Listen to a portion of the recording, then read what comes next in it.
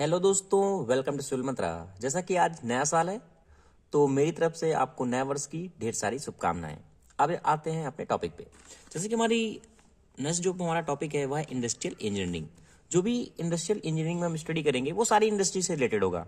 जैसा कि हमारा प्रोडक्शन है, प्लांट का लेआउट कैसा होना चाहिए, प्रोडक्टिविटी कैसी होनी चाहिए, कैसे सेल होगा, मतलब जितना भी अगर हम देखें, जितनी भी हम चीज़ें देखते हैं, छोटे से लेके शॉप से लेके बड़ी कंपनी तक, वो सारी चीज़ें हम क्या करेंगे, स्टडी करेंगे इन इंडस्ट्रियल इंजीनियरिंग में। तो हम बात करते हैं यूनिट 1 का। जो हमारा यूनिट 1 है वह हमारा क्या है, ओवरव्यू ऑफ इंडस्ट्रियल इंजीनियरिंग। पहले हम ओवरव्यू लेते हैं कि हमारा इंडस्ट्रियल इंजीनियरिंग में जो हमारा फर्स्ट टॉपिक है वो ओवरव्यू है कि क्या क्या हमारा इंपॉर्टेंट पॉइंट हमारा दिया हुआ है।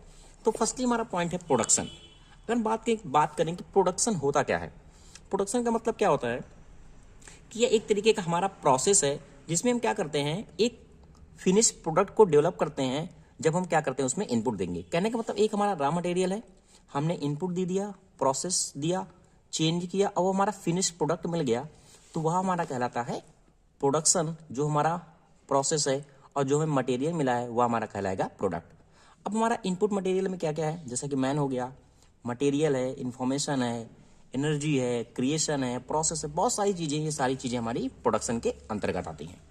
अगर बात करूं कि जो हमारी प्रोडक्शन, हमारा फिनिश प्रोडक्ट मिल रहा है वह हमारा कैसा होना चाहिए, कितनी क्वालिटी का बनेगा, कितनी क्वांटिटी होनी चाहिए, ये सारी चीज़ें हमें डिसाइड कराता है ये हमारी प्रोडक्शन का हमारा प्रोसेस कैसा होगा। ठीक है, तो हमारे इस तरीके से जो हमारे प्रोडक्शन के टाइप हैं वो दो तरीके से होते हैं। जैसे कि एक हमारा होता है इंटरमिनेंट सिस्टम, एक होता है हमारा कंटिन्यूअस सिस्टम। अब इंटरमिनेंट सिस्टम का मतलब क्या होता है, जैसे कि क्या है, हमें कोई एक्स्ट्रा ऑर्डनरी चीज़ बनानी है।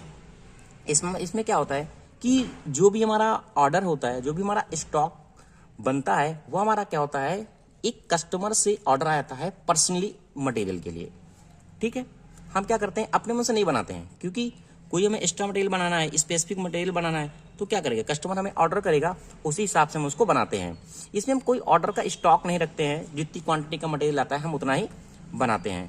तो ये इस तरीके से जो भी हमारा मटेरियल बनेगा, प्रोडक्शन होगा, वह हमारा आता है इंटरमीडिएट सिस्टम में।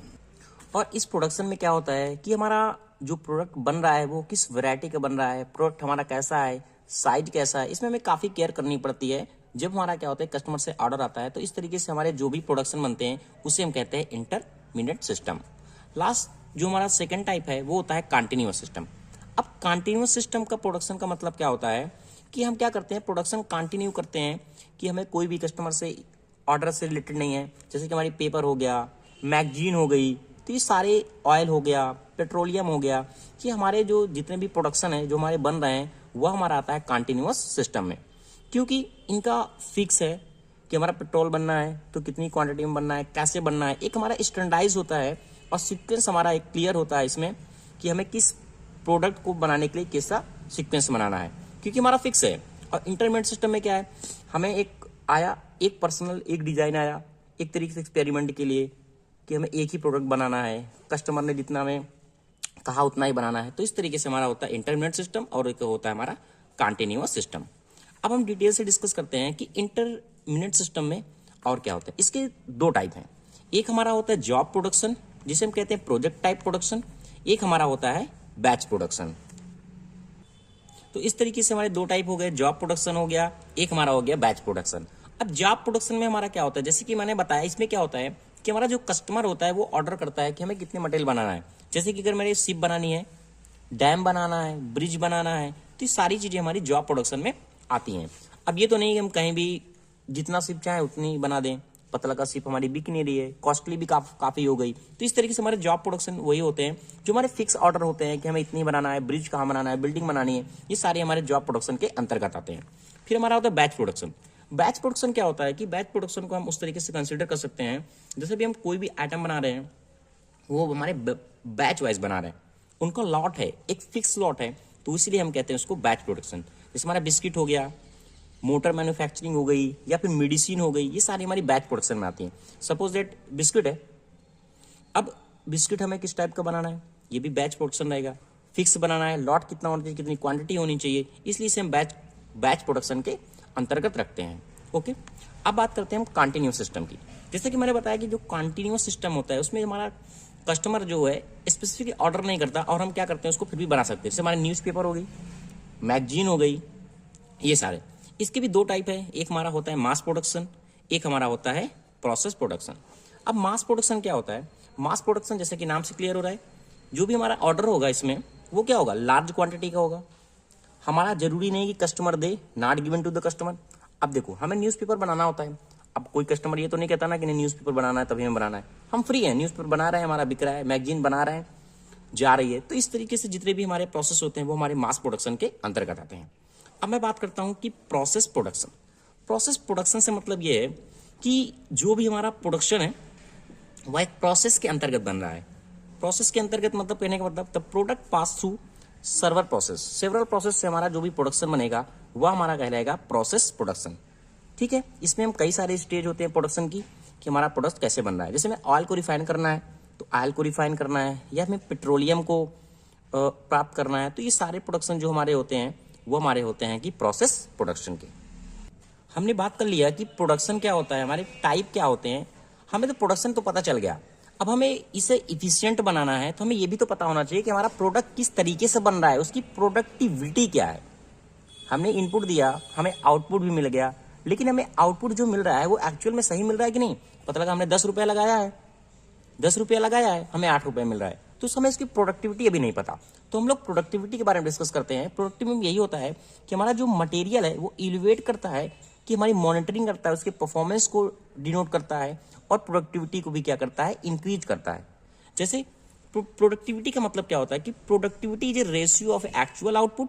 हमें एक्चुअल आउटपुट कितना मिला है, जो हमारा प्रोडक्शन कितना मिला है, मतलब to what is required to produce it, और हमने इसको प्रोड्यूस करने के लिए कितना दिया है, हमें क्या क्या इसकी रिक्वायरमेंट थी, क्या क्या हमारा इनपुट था, वो हमारा होता है प्रोडक्टिविटी।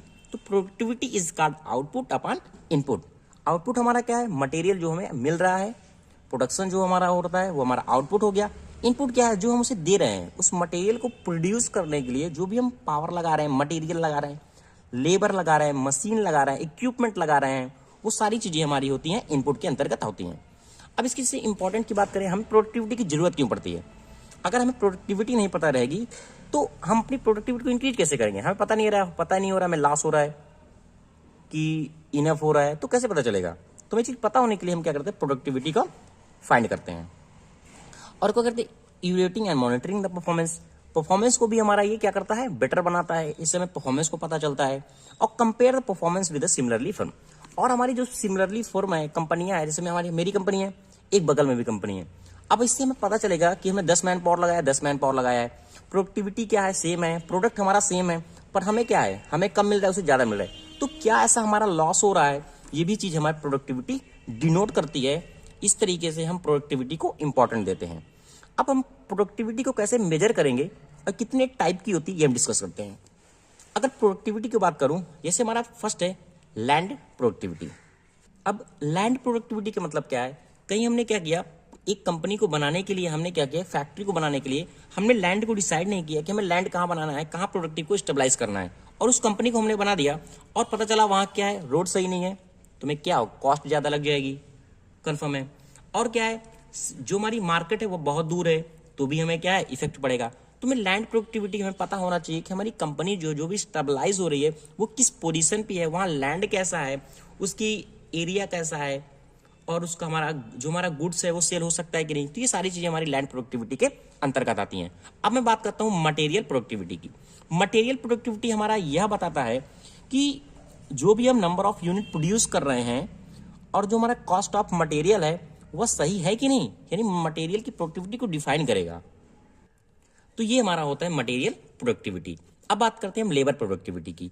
लेबर प्रोडक्टिविटी का मतलब क्या होता है कि हमारी मशीनें हैं, हम नंबर ऑफ जो आइटम बना रहे हैं, प्रोड्यूस कर रहे हैं, हमें कितनी मैन पावर लगी है और कितने घंटे काम कर रही है, उस मैन पावर को हम कितना यूटिलाइज कर रहे हैं, ये भी डिपेंड करता है। ये हमें बताता है कि हमारा लेबर की जो प्रोडक्टिविटी है वो सही है कि नहीं। तो लेबर प्रोडक्टिविटी भी हमारा एक रेशियो होता है, नंबर ऑफ यूनिट जो हम प्रोड्यूस करते हैं और हम जो इनपुट देते हैं, मैन आवर हमारा कितना काम कर रही है। अब बात करते हैं इसी तरह मशीन प्रोडक्टिविटी की। मशीन प्रोडक्टिविटी क्या है, हमारी मशीन है, एक्चुअल आउटपुट उसका कितना है, और हमें जो मैन पावर हमारी मशीन मतलब एक्चुअल कितने आवर काम कर रही है। हम 2 घंटे मशीन को चला रहे हैं, 4 घंटे चला रहे हैं, क्योंकि मैन पावर भी तो उसमें लग रही है। तो एक्चुअल मशीन हमारी कितने यूटिलाइज हो रही है वह हमारा होता है मशीन प्रोडक्टिविटी। अब मैं बात करता हूँ कैपिटल प्रोडक्टिविटी। कैपिटल प्रोडक्टिविटी का मतलब यहाँ रिलेशन है सिर्फ पूंजी से, ठीक है। कैपिटल प्रोडक्टिविटी हमारे डिसाइड करती है the ratio between amount of produce, जो भी हमारा अमाउंट हमारा प्रोड्यूस होता है to the amount capital use for the production, और जो अमाउंट हम उसमें लगाते हैं उस प्रोडक्शन को इंप्रूव करने के लिए।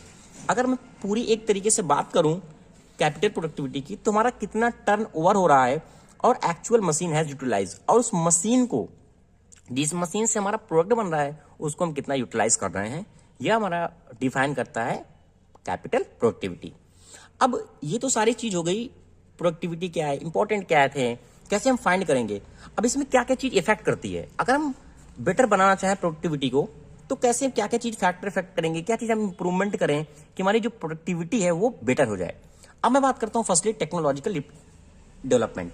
अगर हमारा टेक्निकल नॉलेज अच्छा है, रॉ मटेरियल का हमें नॉलेज है, मेथड क्या होगा, उसमें टेक्निक क्या यूज होगी, उसकी क्वालिटी का स्टैंडर्ड क्या है, तो वो सारी चीजें हमारी टेक्निकल डेवलपमेंट में आती है। अगर ये चीज हमारी बेटर होगी तो हमारा जो प्रोडक्टिविटी होगा वो भी हमारा क्या होगा, बेटर होगा।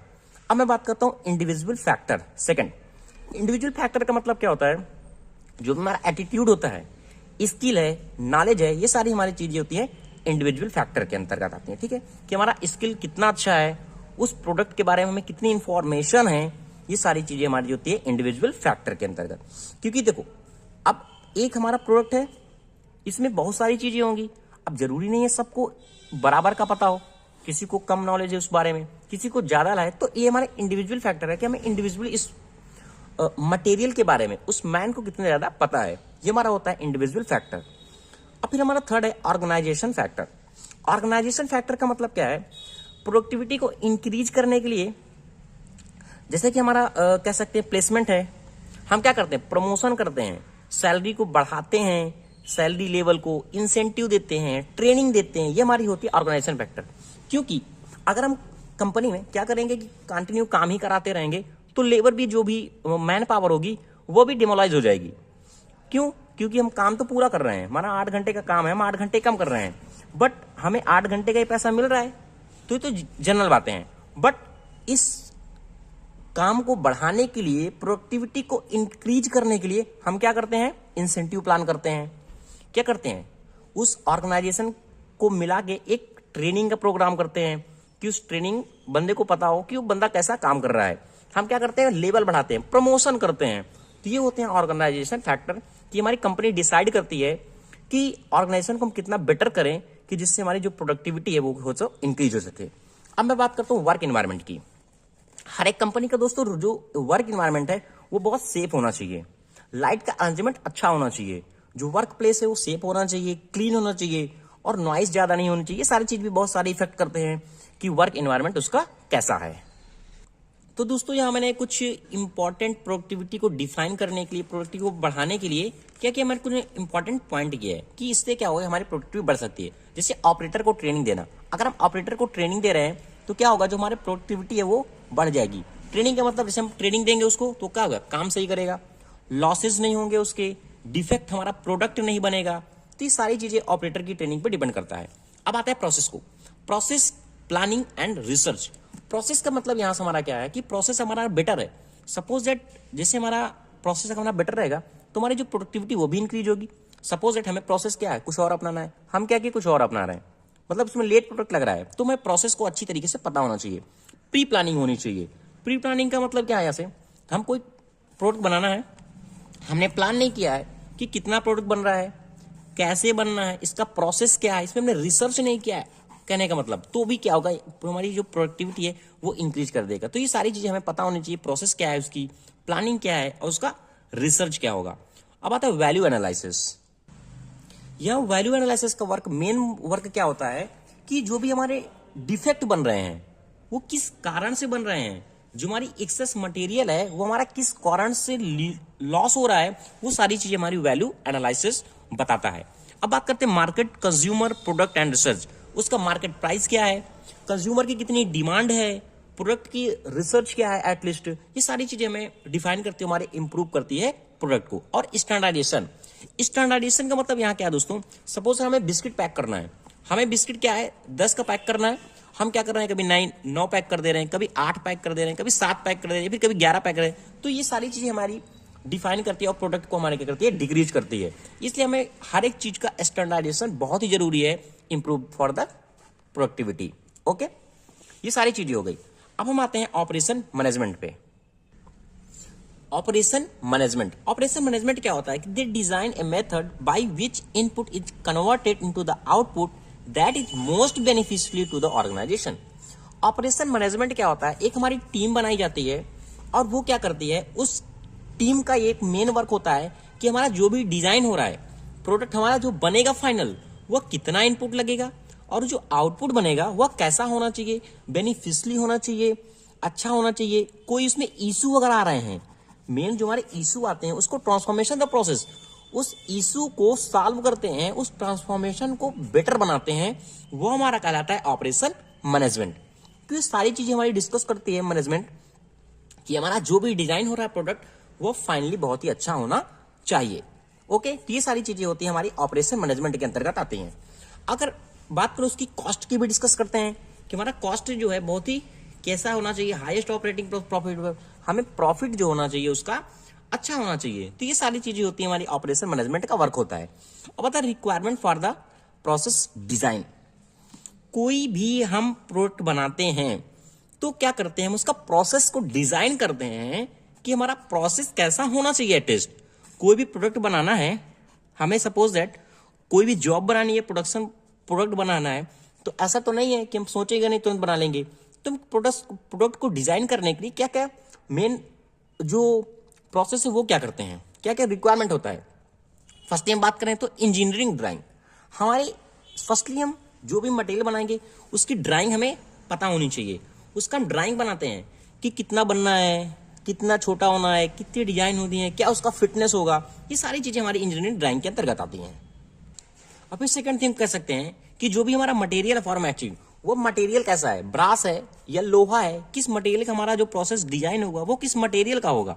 सेकंड थिंग मैन्युफैक्चरिंग प्रोसेस, हमने डिजाइन बना लिया, मटेरियल को डिस्कस कर लिया, फिर मटेरियल के बाद क्या होगा, उसमें कौन कौन से प्रोसेस होंगे, वह लेथ का होगा, मिलिंग का होगा, कोई भी जैसा भी हमारा प्रोसेस हो सकता है, वो किस प्रोसेस से हमारा जो मटेरियल है मैन्युफैक्चरिंग होगा, वह भी हमारे क्या होना चाहिए। ऑपरेशन मैनेजमेंट हमारा क्या करता है, उसको डिजाइन करता है, उसको बताता है। फिर क्या आता है jig and fixture. Jig and fixture का मतलब क्या है, अब कोई भी हमारी ऑब्जेक्ट है, अब ये तो नहीं उसको डायरेक्ट मशीन पे लगा देंगे, उसका जिग होना चाहिए और फिक्सचर होना चाहिए कि किस मटेरियल को हमारी फिटनेस कहां होगी और वो मटेरियल हमारा कैसे तैयार होगा। तो ये हमारा होता है जिग एंड फिक्सचर।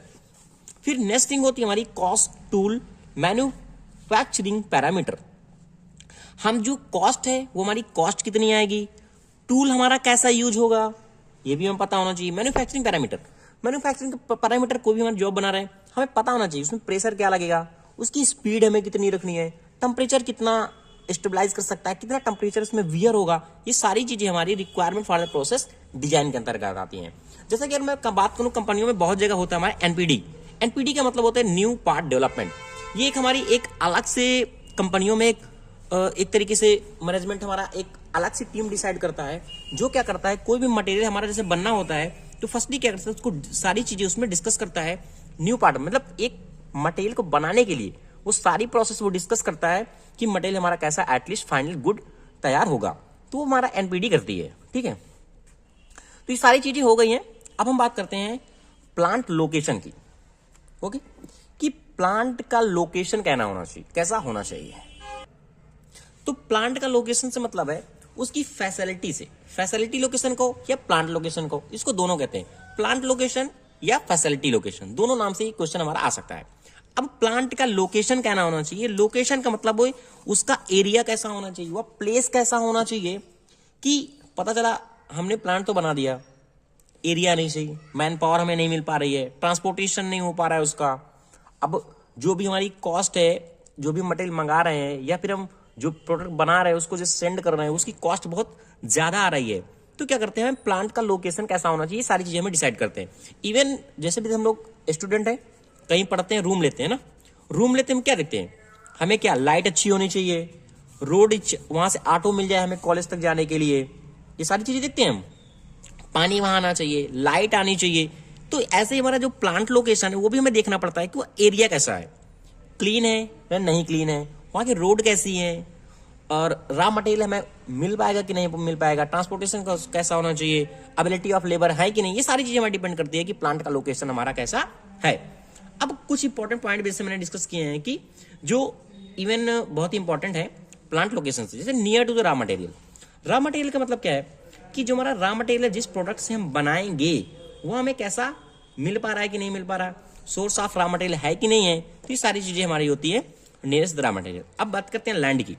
हमने खरीद लिया, बना लिया कंपनी, अब पता चला कि वहां की नालियां नहीं सही, बरसात में रोड भर जा रही है, तो हमारा लैंड भी वहां का क्या होना चाहिए, बेटर होना चाहिए, नीट क्लीन होना चाहिए, वहां नालियां होनी चाहिए, ड्रेनेज होने चाहिए, और जैसे कि हमारा कह सकते हैं कि अर्थक्वेक वगैरह भी हम चेक करते हैं आजकल जो कंपनियों में बनाते हैं कि अर्थक्वेक एरिया भी तो नहीं है, तो ये सारी चीजें हमारी लैंड के अंतर्गत आती हैं।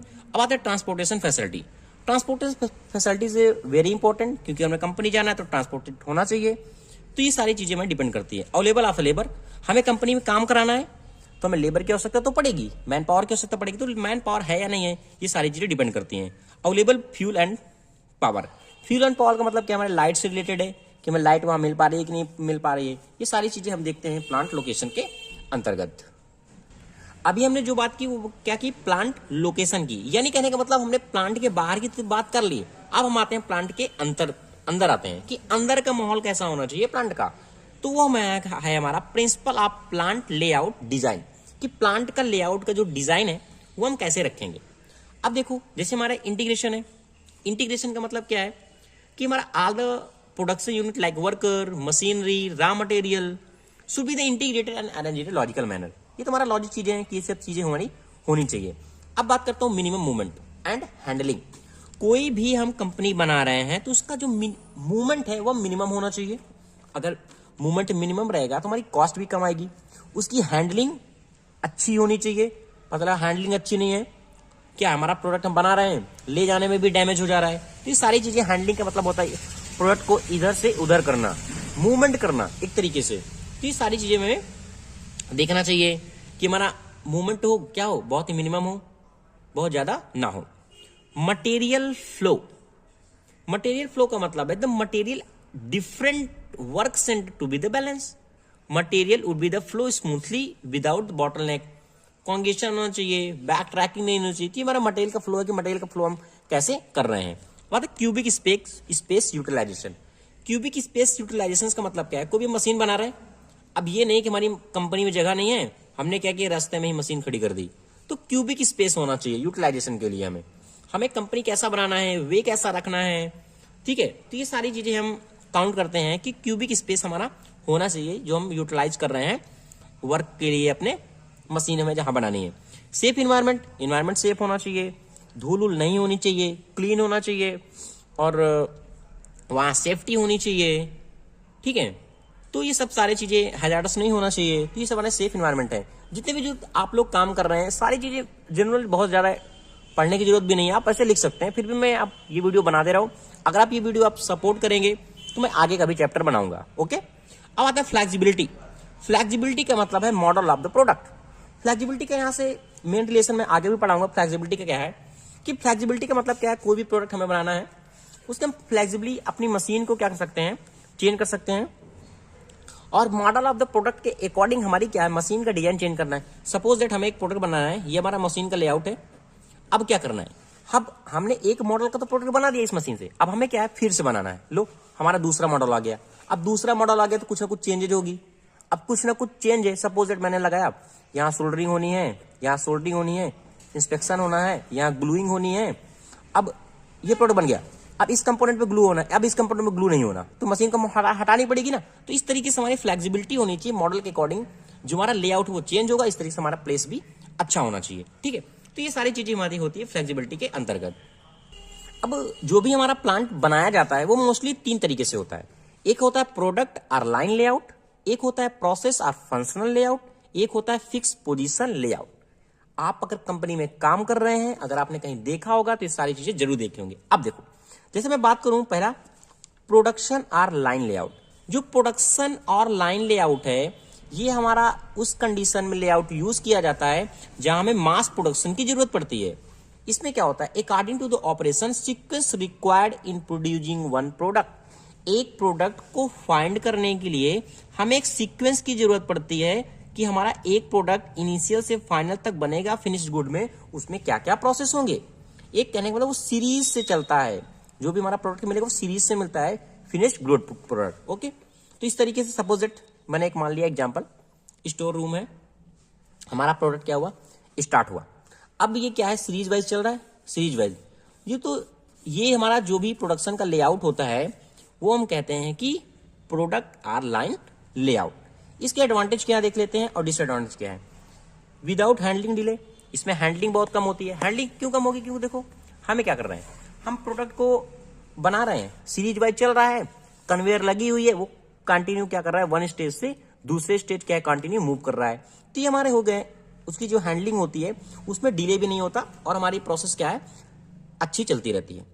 लेस स्किल, वर्कर हमारे थोड़े लेस स्किल भी हैं, तो भी ये हमारा क्या है कि प्रोडक्ट लाइन आउट में हम काम करा सकते हैं उससे। स्पेस की हमें कम जरूरत पड़ेगी, स्पेस की जरूरत कम पड़ेगी, हमारा लाइन से मशीनें लगी हुई हैं, वर्कर भी हैं, काम कर रहा है, तो स्पेस की बहुत ज्यादा जरूरत नहीं पड़ती। अब मिनिमम ऑफ द हैंडलिंग की बहुत ज्यादा जरूरत नहीं पड़ती, मिनिमम हैंडलिंग होती है हमारी, मटेरियल हमारा कोई जमीन पे गिरता नहीं है, एंड लेस वर्क, और हमें काम भी बहुत ज्यादा कम करना पड़ता है। तो ये एडवांटेज हो गए। अब एडवांटेज तो, अब डिसएडवांटेज क्या देखते हैं, अब डिसएडवांटेज की बात करते हैं। Product change, design layout, machine change. Suppose that हमारा एक मॉडल तो बन गया इस लेआउट से, ठीक है, लाइन लेआउट बन गया। अब क्या है कि हमारा जो प्रोडक्ट है वो चेंज हो गया, दूसरा मॉडल आ गया, चेंज हो गया, उसमें कुछ चेंजेस हो गए ना, तो ये सारी चीजें हमारी डिसएडवांटेज के अंतर्गत हमें क्या करना पड़ता है, उसके लेआउट को अगेन क्या करना पड़ता है, चेंज करना पड़ता है। मैन्युफैक्चरिंग कॉस्ट, जिससे क्या होगा, मैन्युफैक्चरिंग कॉस्ट हमारी हो जाए, हाई हो जाएगी, बार बार हम चेंज करेंगे तो हमारा जो मशीन का प्रोसेस है वो भी हमारा क्या हुआ, चेंज होगा। स्ट्रिक्ट सुपरविजन नीडेड, और हमारा बार बार जब ये प्रोसेस चेंज हो रहा है कंटिन्यू, तो हमें सुपरविजन, हमारा जो उसका देख रेख है वो हमें क्या करने पड़ेगा, स्ट्रिक्ट करना पड़ेगा। अगर हम स्ट्रिक्ट नहीं करेंगे, सपोज दैट एक प्रोडक्ट हम बना रहे हैं, उसका प्रोसेस कुछ और है, हमने क्या किया, इस लेआउट को चेंज किया और थोड़ी सी मिस हो गया, तो क्या होगा, वह प्रोडक्ट जो हमारा बन रहा है, अगेन नया प्रोडक्ट, वो भी क्या होगा, उसी प्रोसेस से पास हो जाएगा और हमारा प्रोडक्ट क्या हो गया, डैमेज हो जाएगा या फिर कुछ ना कुछ उसमें प्रॉब्लम आ जाएगी। तो हमारा सुपरविजन भी बहुत ज्यादा इसमें जरूरी होता है। ये बात हम कर लिए प्रोडक्ट आर लाइन लेआउट की। अब हम बात करते हैं कि प्रोसेस आर फंक्शनल लेआउट की। अब जैसा कि नाम से क्लियर हो रहा है कि process or functional layout, process or functional layout में क्या होता है कि जो भी हम इसका लेआउट रखते हैं वो अकॉर्डिंग टू प्रोसेस रखते हैं। कहने का मतलब मशीनें सेम है, प्रोसेस हमारी कैसी कर रही है उसके अकॉर्डिंग हम रखते हैं। मैंने डिफिनेशन क्या लिखा है जो बहुत इंपॉर्टेंट है, process layout is one in which all machine of same types are group together. यानी जितनी भी हमारी सेम टाइप की मशीनें होती है उसको हम सेम प्लेस पे रखते हैं और हमारा प्रोसेस कैसा हो रहा है अकॉर्डिंग टू ऑपरेशन, उसका नेचर कैसा है, उस हमारा जो बन रही है प्रोडक्ट उसकी क्या क्या उसमें प्रोसेस है, मिलिंग होनी है, ड्रिलिंग होनी है, प्रेसिंग होनी है, तो सारी चीजें मशीन को क्या कर ग्रुप में रखते हैं और उसको अरेंज करते हैं कि हमारा जो फिनिश्ड फंक्शन है उसका कैसा वर्क कर रहा है। इस तरीके से हम सेटअप करते हैं फंक्शनल लेआउट को। ठीक है, तो जैसे मैंने एक डायग्राम भी दिखाया है कि हमारा मटेरियल है, ये लेथ मशीन पे आया, लेथ मशीन के बाद क्या होगा, इसकी मिलिंग की जरूरत पड़ी, फिर कटिंग हुआ, फिर कटिंग के बाद क्या हो, इसकी फिनिशिंग हो गया, हमारा प्रोडक्ट हमारे फिनिश मिल गया। तो इस तरीके से आपने अगर देखा होगा वर्कशॉप में भी, तो ऐसी भी हमारी मशीनें ऐसी ही लगी होती हैं। तो एक तरीके से हमारा वो प्रोसेस या फंक्शनल लेआउट हम उसे कह सकते हैं। इसके एडवांटेज क्या है, उसमें सुपरविजन हमारा सिंपल होता है, बहुत ज्यादा सुपरविजन की जरूरत नहीं होती क्योंकि मशीन हमारी एक तरीके से फंक्शन पे हमें पता है कि हमारी मशीन जो है लेथ मशीन है तो वही वर्क करेगी। अब ऐसा थोड़ी लेथ मशीन है तो प्रेसिंग का काम कर देगी, फिक्स है ना कि उसका वर्किंग प्रोसेस सेम है, मशीन हमारी सेम टाइप को वर्क कर रही है। तो इस तरीके से एडवांटेज है उसका सुपरविजन सिंपल का। अब आता है लेस मशीन रिक्वायर्ड, जो मशीन है उसकी वो क्या होती है, लेस रिक्वायर्ड है, आराम से क्या हो रही है, हमारी बहुत ज्यादा मशीनों की भी जरूरत नहीं पड़ती है, आराम से हमारा काम होता रहता है। फिर आता है कंट्रोल बेटर, इसकी जो कंट्रोलिंग प्रोसेस है, हमें जो देख रेख है, जो कंट्रोलिंग प्रोसेस कर रहे हैं वो हमारा कॉम्प्लिकेटेड नहीं होता, बहुत ही इजी होता है। लेआउट इज फ्लेक्सिबल, लेआउट भी इसका क्या है, फ्लेक्सिबल है, आराम से हम मशीनों का ऐसा अरेंजमेंट कर सकते हैं। अब हम बात करते हैं इसके डिसएडवांटेज की कि इसके डिसएडवांटेज क्या है।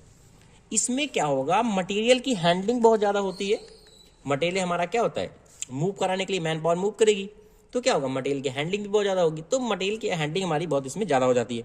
मोर प्लेस, हमें प्लेस की बहुत ज़्यादा जरूरत पड़ती है। हम सिंगल मशीन यहाँ लगाए तो अब ये थोड़ी ना, अब एक प्रोसेस के लिए हमने एक मशीन लगाई हुई है। अब हमारा सपोज एक लेथ मशीन है और ये हमारी फिनिशिंग है या फिर हमारी प्रेसिंग है, अब दोनों को साथ में तो लगा नहीं सकते, प्लेस तो चाहिए ना वर्किंग प्लेस के लिए, तो मोर प्लेस की हमारी जरूरत पड़ती है। और सुपर व्यू नेसेसरी, और हमारी जो देख रेख है वह भी हमारी नेसेसरी होनी चाहिए। तो ये सारी चीजें हमारी होती हैं किसके डिसएडवांटेज के अंतर्गत आती है, जो हमारी मटेरियल हैंडलिंग है। अब आती फिक्स्ड पोजीशन। फिक्स्ड पोजीशन हमारा है, या फिर हम कह सकते हैं फिक्स्ड पोजीशन लेआउट को, या फिर हम कह सकते हैं इसको स्टैटिक, क्योंकि फिक्स है तो हम क्या कर सकते हैं static product layout. Okay, product layout. इसमें क्या होता है कि जो भी हमारी ह्यूज एयरक्राफ्ट बनते हैं, शिप बनती हैं, वैसल बनते हैं, ये सारी चीजें हमारी फिक्स के अंतर्गत आती हैं। इसमें क्या है कि हमारा मैन है, इक्विपमेंट है, मूविंग है मटेरियल को फिक्स एट वन प्लेस। एक तरीके से हमारी जो मशीनें मोस्टली क्या होती है एक जगह पे फिक्स रहती है, हमारा वर्किंग प्रोसेस होता रहता है। तो इस तरीके से हमारा ये होता है हमारा फिक्स्ड मशीन का। अगर इसको एडवांटेज की बात करूं, क्या एडवांटेज क्या होगा, अब देखो, अब एडवांटेज है मशीन फिक्स है, हमारा मटेरियल भी वही है, तो क्या होगा, मूवमेंट हमारा क्या होगा, मिनिमम होगा। मटेरियल का मूवमेंट क्या होगा, मिनिमम होगा। जैसे मैं बोलते जा रहा हूं दोस्तों, आप लिखते जाना, मिनिमम होगा। और जो हमारी प्रोडक्शन की कॉस्ट है वो भी हमारी क्या हो जाएगी, रिड्यूज हो जाएगी, क्योंकि मूवमेंट नहीं लगता तो रिड्यूसिंग कॉस्ट हो जाएगी हमारी। और लेकिन हमें स्किल ऑपरेटर की जरूरत पड़ेगी। अब देखो ह्यूज क्राफ्ट बना रहे हैं, शिप बना रहे हैं, तो जो स्किल ऑपरेटर हमारे होने चाहिए। Flexibility in changing the product variety, हम जो प्रोडक्ट की वैरायटी को है वो भी क्या कर सकते हैं, चेंज कर सकते हैं। तो ये हमारे होते हैं एडवांटेज। अगर डिसएडवांटेज की बात करूं, डिसएडवांटेज की, इसमें जो लेबर है, low utilisation of labour and equipment.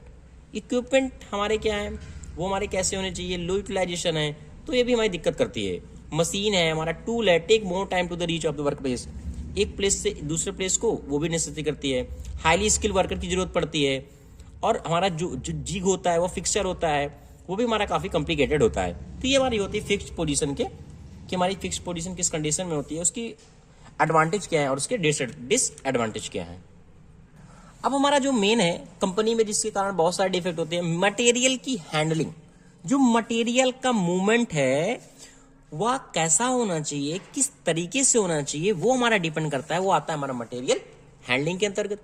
Suppose that हमारा स्टोर रूम बना हुआ है, ये क्या है, स्टोर रूम है, तो स्टोर रूम से हमारा मटेरियल आएगा, वो प्रोडक्शन की लाइन पे जाएगा, उसमें वर्क होगा, फिर वो आगे प्रोसेस जाएगा, फिर फिनिशिंग होगी, फिनिशिंग के बाद भी आगे जाएगी। तो ये सारी चीजें हमारी जो होती है मटेरियल हैंडलिंग के अंतर्गत आती हैं, जो भी हमें इस चीज को हमें क्या करना पड़ता है, बहुत ही बेटर रखना पड़ता है। ओके, अगर इसके हम टाइप की बात करें तो क्या कर सकते हैं, हम कुछ टाइप देख लेते हैं क्या क्या है और इनका किस तरीके से यूज करेंगे। ओके, जैसे आते हैं इंडस्ट्रियल ट्रक्स। हम कंपनियों के अंदर क्या करते हैं, इंडस्ट्रियल ट्रक, जो छोटे छोटे ट्रक होते हैं, उनको भी हम क्या करते हैं, यूज करते हैं, कि जिससे हमारा मटेरियल जो भी मशीन है वो हम क्या कर सकते हैं, आराम से कोई भी हैंडलिंग हमारी मिस्टेक ना हो। वो हमारा लिफ्ट हो गया जैसे, है ना, हैंडक्राफ्ट है, ट्रैक्टर है, हमारी बहुत सारी ट्रायल जिग्स आती हुई हैं, ये सब सारी चीजें हम इंडस्ट्रियल ट्रक के अंतर्गत यूज करते हैं। अब आता है automated guided vehicle. Automated guided vehicle में क्या होता है कि ये फिक्स होती हैं, मूव ऑन फिक्स पाथ। जो ये ऑटोमेटेड गाइडेड फिक्स व्हीकल है, ये फिक्स मूव करती हैं कि हमारा मटेरियल गई ले आया, मटेरियल गया ले आया, फिक्स टाइमिंग होती है इसकी। तो वो सारी चीजें हमारी होती है ऑटोमेटेड गाइडेड व्हीकल, जो हमारे हैंडलिंग में क्या करती है, हेल्प करती है। एक तरीके से इसके क्या है, टाइप है। अब आता है कन्वेयर। कन्वेयर को आपको सभी को पता है, हमारा मटेरियल क्या होता है, कन्वेयर में क्या करता है, धीरे धीरे मूव कर देता है वन स्टेशन से दूसरे स्टेशन से। हमें क्या करना है, एक जगह से हमारा स्टॉक आया, दूसरे प्रोसेस आ गया, तो हमारी हैंडलिंग में क्या होती है, मिस्टेक नहीं होती। अब आता है crank and hoist. Crank and hoist हम जीब एंड क्रैंक है, या फिर हम देखते होंगे हमारा हैवी लोड है, हम क्या करना, उठाना है, तो अब कन्वेयर से तो उठेगा नहीं, तो इसके हम क्रैन का भी यूज करते हैं, जिससे हमारा हैंडलिंग क्या हो जाती है, अच्छी हो जाती है। ये सारे इंपॉर्टेंट पॉइंट अगर आप और भी लिखना चाहेंगे तो लिख लेंगे, कंफर्म है, सिर्फ मैं समझा दे रहा हूं। अब बात करते हैं कि प्रिंसिपल ऑफ मटेरियल हैंडलिंग, क्या क्या प्रिंसिपल हैं जिससे हमारी मटेरियल की जो हैंडलिंग है वो बेटर से बेटर हो सके। अब हम बात करते हैं कि प्लानिंग की। प्लानिंग का मतलब ये है, अब देखो मटेरियल को हैंडलिंग करना है, हमारा मटेरियल इतना छोटा है या फिर बहुत बड़ा हो गया, अब पता चला इसमें हम जो हैंडलिंग की इक्विपमेंट यूज कर रहे हैं या फिर व्हीकल यूज कर रहे हैं या फिर कन्वेयर यूज कर रहे हैं, क्रेन यूज कर रहे हैं, वो उसका वेट नहीं ले पा रही है, मटेरियल जाने तो प्री प्लानिंग होनी चाहिए कि हमारा मटेरियल कैसा है, उसमें हमें हैंडलिंग कैसी यूज करनी है, बहुत ही हमारा इफिशियंट ऑपरेशन होता है, तो हमको इसको स्टडी करना चाहिए, ये हमारा प्रिंसिपल है। अब आता है सिस्टम एनालिसिस। सिस्टम एनालिसिस का मतलब कहते हैं कि हमारा सिस्टम कैसा हमारा है, फिनिश गुड है, स्टोरेज इंस्पेक्शन है, पैकेजिंग है, जो ट्रांसपोर्टेशन है, मेन हमारा जो पैकेजिंग है, पैकेज हमारा मटेरियल हो गया, तो हमारा कैसे हैंडलिंग होगी उसकी, आगे हमारा कैसा जाएगा, वेरियस एक्टिविटी होती है हमारी जो रॉ मटेरियल को इन्फेक्ट करती है, वो हमारा होता है सिस्टम एनालिसिस, कि हमें सिस्टम को पता होना चाहिए। मटेरियल फ्लो, मटेरियल फ्लो का मतलब क्या है, जो immediate flow of material lead to better plant layout. Immediate flow, हमें मटेरियल की तुरंत जरूरत है, हमारा पता चला मटेरियल बन रहा है, हम तुरंत पैकिंग करवानी है, तो उसी हिसाब से उसका जो फ्लो है वो बेटर होना चाहिए। हमें इस पे भी, इस प्रिंसिपल पे भी बेटर स्टडी करना चाहिए कि हमारा मटेरियल कैसे हैंडलिंग भी हो जाएगा। अब आता है सिंप्लीफिकेशन। सिंप्लीफिकेशन का मतलब क्या है, हमने क्या किया, हैंडलिंग कुड बी सिंपल है, हम उठा के ले जा रहे हैं मटेरियल को बाई कमिंग और एलिमिनेटिंग अननेसेसरी मूवमेंट, तो हमारा अननेसेसरी मूवमेंट हमारा नहीं होना चाहिए, सिंप्लीफिकेशन होना चाहिए बहुत ज्यादा। अब आता है ग्रेविटी। ग्रेविटी के अंतर्गत कैसे क्या है, जैसे भी हम कोई भी मटेरियल को मूव कर रहे हैं, वो फोर्स ऑफ थ्रू ग्रेविटी है कि हम कैसे उसको मटेरियल को एक दूसरे से ले जा रहे हैं। अब आता है स्पेस यूटिलाइजेशन। हमने मटेरियल के लिए हमारा स्पेस भी होना चाहिए, हमें फिक्स स्पेस रखना चाहिए यूटिलाइजेशन मटेरियल के लिए। पता हमारा ये मटेरियल है कि मटेरियल हमारा इस पोजीशन पे जाना है, अब यहाँ हमने कॉर्नर पे लगा दिया, यही इसका रास्ता है, अब यहाँ से आ रहा है, ये भी मटेरियल ले जा रहा है, पता चला एक्सीडेंट हो गया, तो स्पेस काफी होना चाहिए कि हमारा मटेरियल का मूवमेंट कैसा होना है। फिर आता है कि ऑटोमेशन।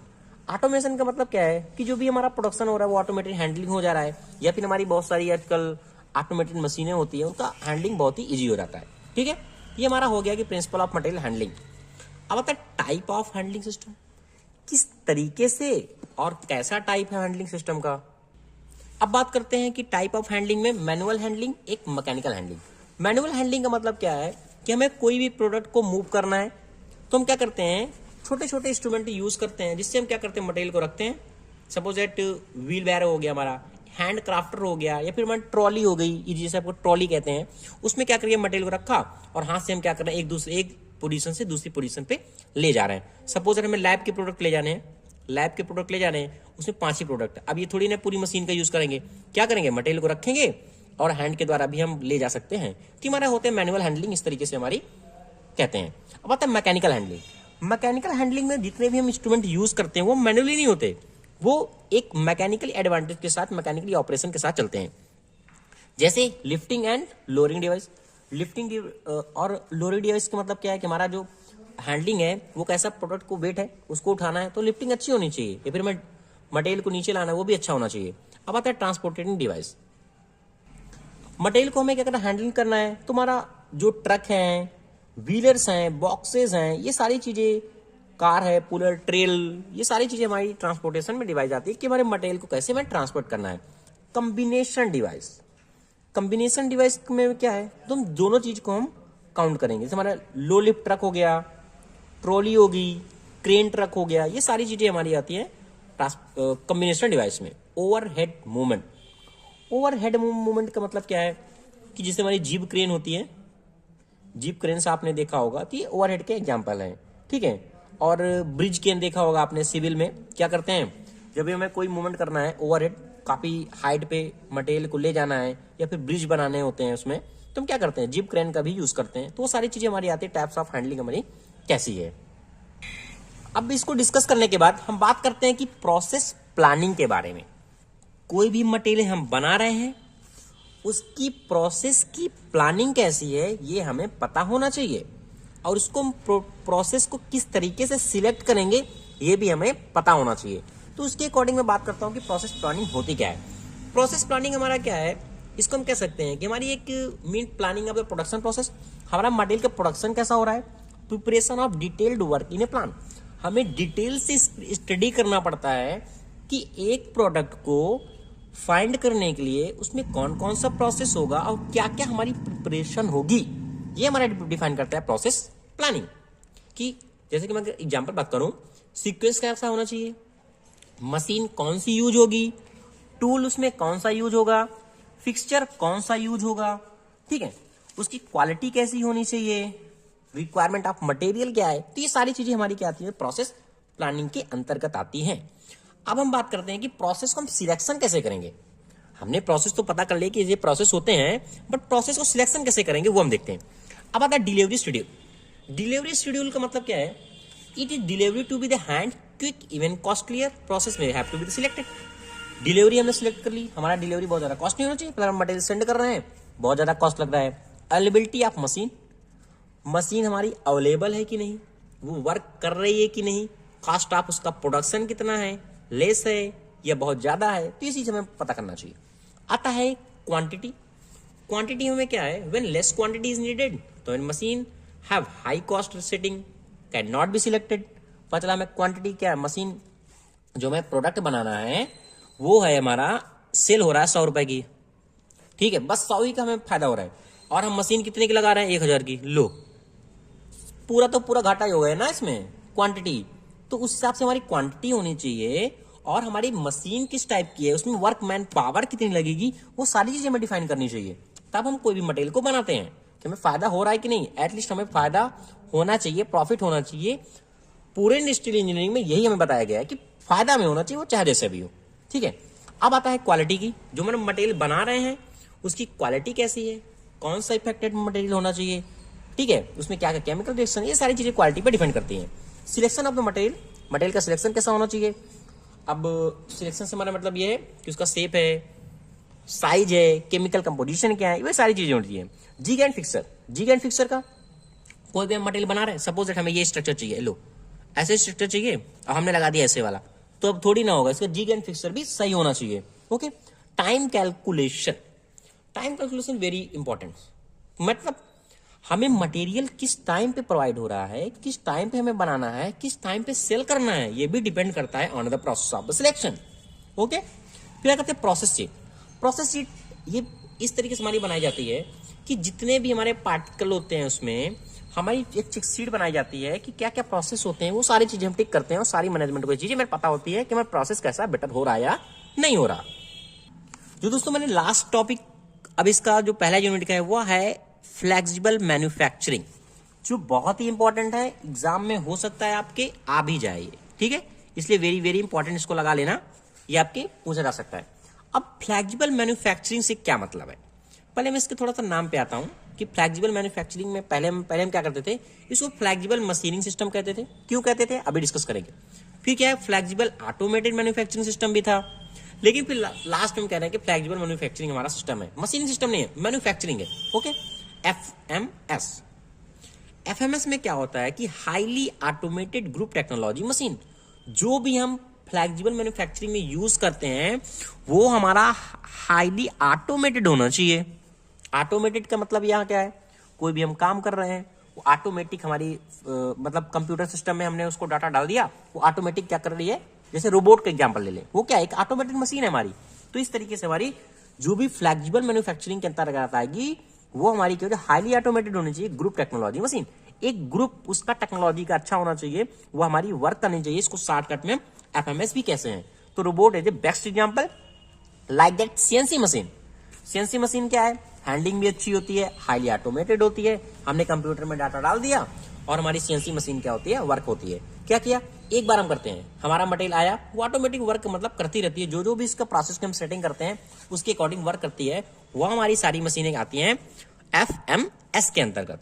अब बात करते हैं स्टाइल की, प्रोडक्शन, क्वांटिटी, ये सारी चीजें हम एडजस्ट करते हैं FMS में। ग्रुप की टेक्नोलॉजी होनी चाहिए, जो भी हम प्रोसेस नंबर वाइज करते हैं उसमें एक साथ हमारे कई सारे ग्रुप मतलब कई सारे फंक्शन एक साथ हो जाते हैं। According to FMS is design a produce part or product within a different range of style, size and process.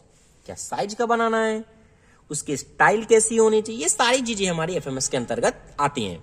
अब मैं बात करूं FMS की, एक एग्जांपल लेता हूं, सपोज दैट एक फिगर को मैंने ड्रा किया हुआ है कि FMS को किस तरह से हम डिफाइन कर सकते हैं।